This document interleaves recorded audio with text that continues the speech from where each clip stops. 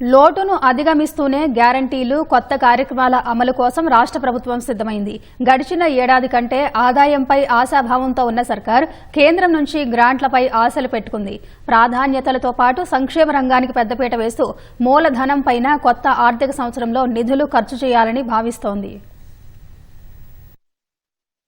కొత్త ఆర్థిక సంవత్సరం ప్రారంభమైంది. 2024-25 ఆర్థిక సంవత్సరం నిన్నటితో పూర్తి కావడంతో నేటి నుంచి 2025-26 ఆర్థిక సంవత్సరం కార్యకలాపాలు ఆరంభమయ్యాయి. గత ఆర్థిక సంవత్సరంలో ఆశించిన మేర రాబడులు లేకపోవడంతో రాష్ట్ర ప్రభుత్వం ఆచితూచి కొత్త బడ్జెట్ను ప్రవేశపెట్టింది. క్రితం ఏడాదితో పోలిస్తే కేవలం 4.7% మేర 13,806 కోట్లు మాత్రమే పెంచి 3,04,965 కోట్ల రూపాయలతో పద్దు ఖరారు చేసింది. ఎప్పటిలాగా సొంత పన్నుపైనే ఎక్కువగా ఆధారపడింది. పన్నేతర ఆదాయం, కేంద్రం నుంచి గ్రాంట్లపై కూడా అంచనాలు భారీగానే ఉన్నాయి. గడిచిన ఆర్థిక సంవత్సరంలో వివిధ కారణాల రీత్యా పన్నుల రాబడి కూడా ఆశించిన మేర లక్ష్యాలను చేరుకోలేదు. దీంతో ఈ ఏడాది ఎలా ఉంటుందో చూడాలి. పన్నుల వసూళ్లలో సంస్కరణలు అమలు చేయడంతో పాటు లీకేజీలను అరికట్టి ఆదాయాన్ని పెంచుకోవాలని ప్రభుత్వం భావిస్తోంది. ఆ దిశగా సర్కార్ ఇప్పటికే కొన్ని చర్యలను ప్రారంభించింది. నూతన ఆర్థిక సంవత్సరంలో మరింత పగడ్బందీగా వ్యవహరించేలా ప్రణాళికలు అమలు చేయనున్నారు.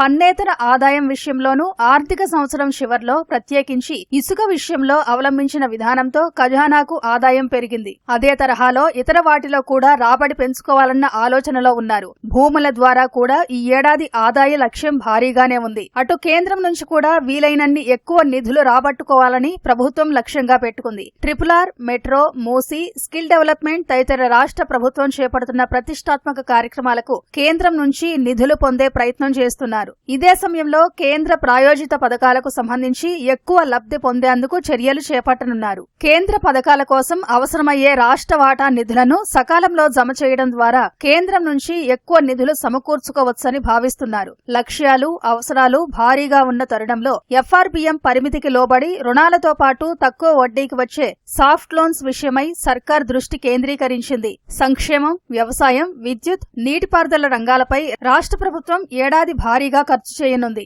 గ్యారంటీలు, హామీల అమలు, ఇందిరమ్మ ఇళ్లు, young India integrated residential schools, Rajiv Yuva Vikasam తదితర కార్యక్రమాల కోసం నిధులు సర్దుబాటు చేయనున్నారు. గతేడాదితో పోలిస్తే కొత్త ఆర్థిక సంవత్సరంలో మూలధనంపై వ్యయం ఓ మోస్తరుగా పెంచాలన్న ఆలోచనలో ప్రభుత్వం ఉంది.